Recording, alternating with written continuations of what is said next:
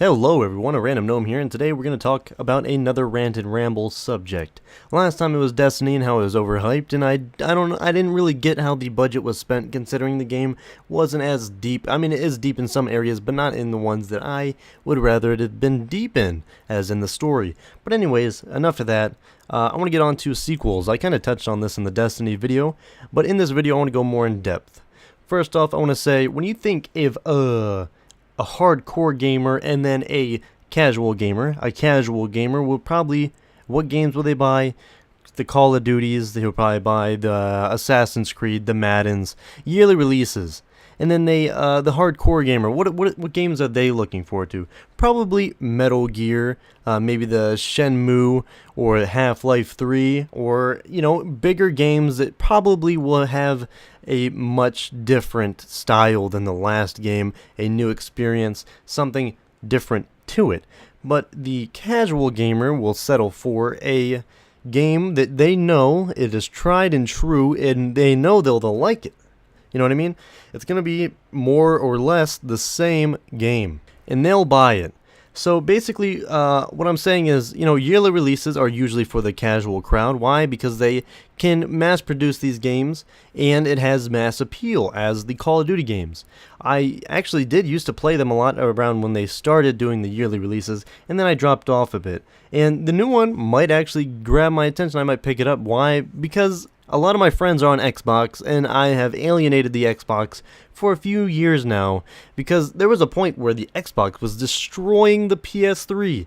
Now we're in a different era where the PS3, really out of nowhere, they just started getting solid exclusives after, I don't know, it was crazy. Comparatively, how different the game has changed from when the Xbox was dominating. And now the PS3 is, you know, it's not even a competition. But anyways, we're on the next gen now, forget about that. But anyways, what I was saying was, as you can see, hardcore gamers, they want to see the bigger titles, something that will bring them a new experience, and that's also why I'm into video games. I want to, you know, you can't get the experience from a video game on a movie or a, you know, sound, you know, music. You just can't get it. So if I'm getting the same experience over and over again, I feel like I'm not getting anything out of it. There's nothing that I'm taking from this. Playing a game of Call of Duty, it's going to feel like the same that I felt in Call of Duty 4. It will still be fun with my friends. I will still probably enjoy it to a certain extent, but I'm not having a new experience out of it. The game is not going to, you know, teach me something, going to, you know, impress me with like something like Half-Life 2. The physics in that game were insane for the time, and the graphics were really good as well. You know, you're not going to get that level of, wow, this is amazing from Call of Duty, unless you're talking about Call of Duty 4, that helicopter scene. That was prime time baby stuff. But we are not talking about the past. We're talking about the future. Games like Assassin's Creed, people are hyped for the new one. Why? Because there's co-op. They say it's so different. This is not a different game. There might be a new element in the game, but it's basically the same game. Why? Because they want to appeal to the masses. And, you know, it's like they're not going to change anything. Why? Because they know that they're going to sell it. If they change something a lot, you know, people will probably be turned off. And that's why it sells so much. And honestly, I feel that's kind of killing the industry, but also it's not. You know, it's making the industry thrive. It's just alienating the people who want new experiences. But also, I feel that I wish I didn't strive for new experiences, because then I could play something like World of Warcraft and keep playing. There's been multiple times where I tried to play WoW, and I just stopped playing. Why? Because it's kind of repetitive. You're doing the same thing. You're not having new experiences. Although, you know, if I could do that, I would love to play WoW, because it's only like you buy 3 games a year. That's kind of what the price is like. In actuality, you buy a lot more than 3 games. But if you're paying $15 a month for 12 months, that's the same price as buying 3 games. So people think that World of Warcraft is expensive. It's really not. It's going to save you a lot of money if that's what you play, considering that the most people that play WoW, it seems, I'm not trying to generalize them, it seems that most people that play WoW, that's all they play. It's just, you know, I know there's some people that don't, but it's just the way it seems. And the other thing is, the only reason I don't like yearly releases, sequels so often, is because there is not enough hype to go around. I can understand if you are a Call of Duty fan, you're not really into the gaming sphere, you don't really learn about news.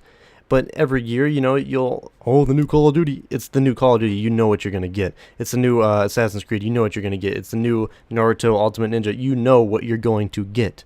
There's so many games in this area that, there is hype, but it's like for little small things like co-op in Assassin's Creed. That's what drives hype. But for other games, there is true hype. Like we saw with Destiny. That game had a lot of hype. And, it wasn't met, but, I think it was well-deserved if it would have met that. If that game was Halo, and it was just showing a bunch of stuff that, Halo usually does, but added one new feature, there would be hype, but not as much hype in the hardcore crowd.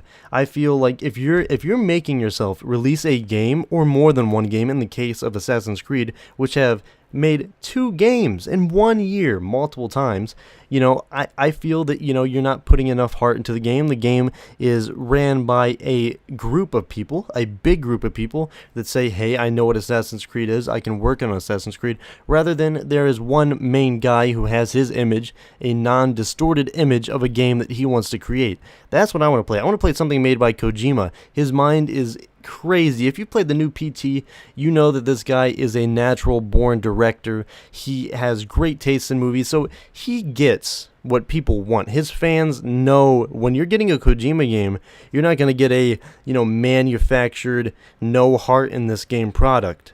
Hopefully you're understanding what I mean. For a Call of Duty and an Assassin's Creed or a Naruto Ultimate Ninja or a sports game, there is a recipe. There's no secret ingredient in there. You can manufacture that. With something like a Kojima game or a Half-Life game, or, you can't. You just can't, get some people who know the game, who understand how the engine works, and then just make the game. No, you can't do that. It's like giving somebody the same camera and the same actors and, trying to direct an episode of Breaking Bad. You will see the difference. You really will. But with a game like Call of Duty or Assassin's Creed, they're so manufactured to the detail. Like, I feel that there's no heart in a game that you mass produce that way, especially when it's 2 games a year. I feel that as supporting bad practicing in game design when you buy those games, but also there are people who enjoy that. So I don't know, it's kind of split. I'd rather enjoy new experiences, have that slot open for a new title, but there really is a room there. I don't know, Call of Duty has a place. Every year every casual gamer wants to sit down, just flip on the Xbox, have nothing to worry about, shoot some people, go to bed. A lot of people like to do that. I am not bashing that way of life. I like to look at games more as an art. They think of it as a game, which it is a game. It's meant to have fun. And fun really is where, I don't know, if I do the same thing over and over again, it's not going to be as fun. I would rather, throw away any story, although story is a great thing. I don't want to diss it, but I would rather have amazing gameplay that would keep me hooked than, story or graphics. Gameplay comes first, and then maybe like sound design and story than graphics. I don't know. But anyways, if we had people like Rare back, oh man, God, I would love that. They put so much heart in those games, and people look forward to them. Just look at the hype for Banjo-Kazooie 3 that people thought they were going to announce at the freaking E3, but they didn't. They did tease Conquer, and a lot of people felt it was a slap in the face. But you know what? Whatever. I don't care anymore. This ship has sailed for Rare. If a game comes out, whatever, I'll still be hyped. But I'm not going to cry because I know Microsoft. A little bear isn't cool anymore. The standards for cool are different. Sonic, there are still kids that like him. But whenever there is Sonic, a fluffy, like, animal creature, like, kind of like, look like with his thumb up, like, kind of cheesy, and then you look over to the next, and then there's a guy with a gun in a marine suit. Which kid, what do you think the kid is going to think is more cool? An example of this, I have a cousin who comes over. Look at this. This conversation is derivating. I should probably have a podcast or something too. I can't limit myself on talking. But anyways, I have a cousin. Any game that is fun, like, it has whimsical stuff to it, he will look right past it and say, hey, you got any zombie games? You got any military games? And he's like 7 years old. Come on. I was playing Banjo-Kazooie, N64, Mario Party with my friends and family, and I never thought once that I would rather play a shooting game over this. You know, when I got to be a little bit older, you know, me and my family, we would play the James Bond games. But I would never look at it as, oh, these are so cool, look at these guys, they got guns. Guns are so glorified now that I don't get it. You know, anytime a little kid sees a game with a gun in it, they get super excited, which I feel is kind of odd. I understand that, you know, Cowboys and Indians were always a popular game, but you know, this level of obsession with these Call of Duty games for these little kids, I don't know if that's a good thing. You know, I was playing a game where you know, as a kid, I played Banjo-Kazooie a lot. I love that game. That game literally is a bear saving his sister from a witch. You know, that's a good tale. You know, helping out your family, overcoming obstacles. Anyways, I don't know. I don't know how that's good for our kids to see. But obviously I'm not the overwhelming voice for morality in this country, so why does my voice even matter? So anyways, yeah, that's basically why I don't like sequels. Yeah, I don't know how we got to this point. But yeah. I guess just support the games you like, try to keep them alive. If you like Psychonauts, go on Steam and buy Psychonauts so more games like Psychonauts can be made. If you like Call of Duty, I guess buy Call of Duty. I think there is a place for Call of Duty. It shouldn't die. I think in a few years, you know, I'll sit down and want to play Call of Duty. It's like the same thing with Mario. I missed out on a few Wii title games of Mario. You know, I played the first Super Mario Galaxy, and I missed out on the second one, and I missed out on the new Super Mario games, and then I got on the Wii U, and I was loving the Mario games, and people were like, yeah, how you liking those rehash? It's not a rehash to me. I haven't played the other ones, so I had fun. You know, just support what you like. If you like sports games, just play them. In my head, I just think, you know, games that have more of a directed image by the creator of the game should be more well respected than a game that is just manufactured. But that's just my thought. Once again, I am not a dictator of the gaming industry, obviously, because this video right now, you're probably watching it and it has like 32 views. So who am I? But I will say thank you for watching. Once again, this video has come to, what, like 13 minutes? I'm glad you stayed and listened to my rambling.